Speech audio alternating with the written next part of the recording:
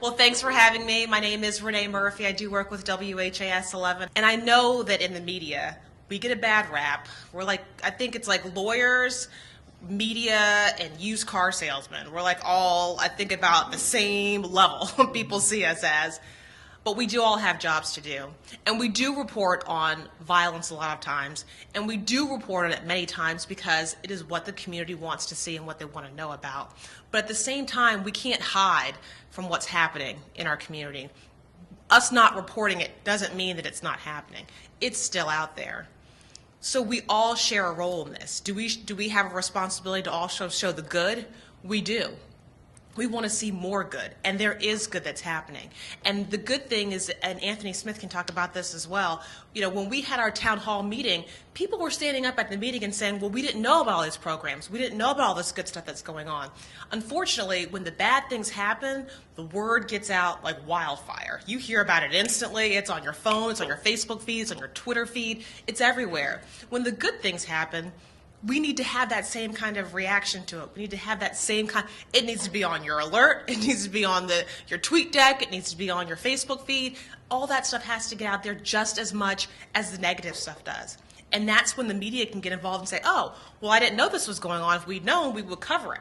Or we didn't know that I was talking to a woman from Breckenridge Metro High School, an alternative school, and I was like, oh, I didn't even know that you guys would help with job placement for kids who've had troubles in the past. I mean, that's a great story. That's a great thing that's happening in the community that I know. If I don't know that it's happening, other people probably don't know as well. Because the discussion and the dialogue is so important to leading to long-lasting solutions. What is different also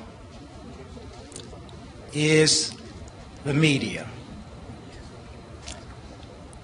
We have kids now who are forming their own gangs because they go to the internet, they go to social media, they go to Facebook, and they see and they read about gangs and they try to imitate it because that's what's in now, I guess, in their minds. And so they form in their own gangs. And they'll see what the Bloods are doing and they'll copy that. And they'll see what the Crips are doing, or the Gangsters' Disciples, and they copy in the language, the dress, the attire, and the violence. Hey everyone, I'm Gilbert Corsi. I'm the anchor of WDRB News at 4. I'm also a reporter for the station. I have a unique perspective on teen violence and youth violence as a journalist because we see it in its rawest and most emotional form.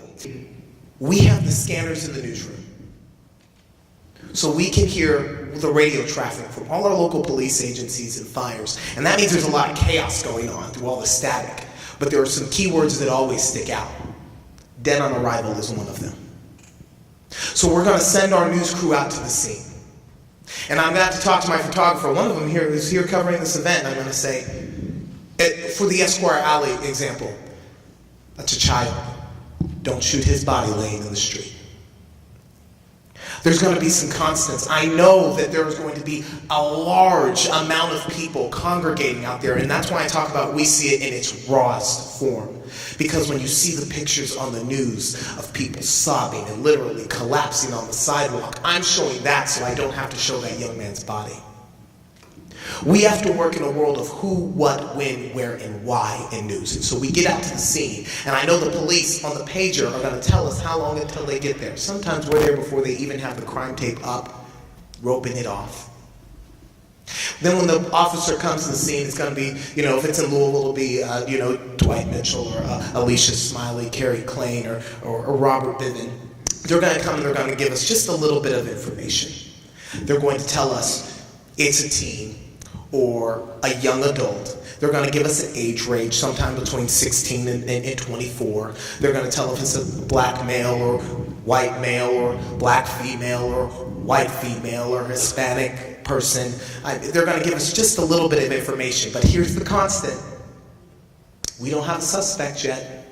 Please call the tip line if you have any answers, 574-LMPD. I can almost write this script without even looking at the paper because the constants remain the same.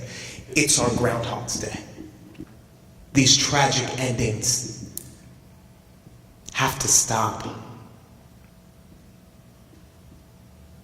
We want to tell different stories. People come up to us on the news all the time and say, oh, well, you only talk about the bad that's happening in the community. I said, no, we have to talk about everything that's happening in a community. And if a teenager is dying in the middle of the street, or a teenager is committing a crime, then that is a story that we have to tell. We have to hold our community accountable. We have to hold the people within it accountable. Parents, teachers, juvenile justice, the child himself, because if you don't spotlight the problem, there is no chance of there being a change. If media was not all over what happened at Waterfront Park last week and acted like it didn't happen, we wouldn't be talking about it right now.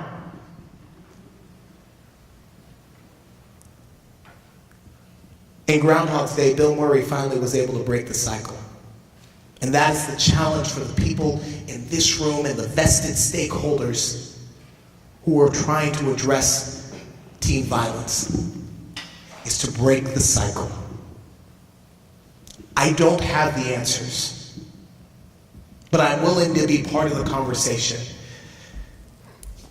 Because like I said, I'm tired of telling the story. But first, again, thank you so much for being here, coming through the snow, driveways hard to get out of. Even this contingency of people is a start. And one person that I was talking to earlier today, she used the word foot soldiers. That's what we need to battle violence in Louisville and locally. Foot soldiers. You all are here. You're foot soldiers. And WLKY, we want to be collectively a foot soldier against youth violence and violence in Louisville. Because we, as he has said, have been very adamant with this issue. One of the videos that you were seeing today was done by one of our reporters, Dwayne Pullman. He took passion in taking this issue up front to the cameras, out into the community, and he wanted to talk about the local impact of violence on our youth. And that is what our title is the local impact of violence on youth. And that's what you're going to see later today in full. You saw a part of it just a moment ago. Also, we have dedicated ourselves to looking at what we call cold cases in Louisville, murder cases that have been unsolved for 2 or more years. Louisville has more than 500 of them, dating back to the 1960s. 500 unsolved murders. Now, Louisville Metro Police work very hard, and they solve a lot of cases. But those 500, they haven't forgotten, and we're working with them to broadcast those. Another thing, Doug mentioned that we had a town hall meeting that we recorded on camera, and it was a kind of a community forum that was broken up in 3 parts. We talked about gun violence. We talked about domestic violence. And then we talked about suicide. And the numbers of suicides in Louisville almost double the number of murders. So that is an issue. That's violence. That is violence against someone else. So those are things that WLKY, we want to be foot soldiers in and bring to the forefront, but not just bring to the forefront, cause communication that's happening right now, what we're doing right now, so that there can be solutions found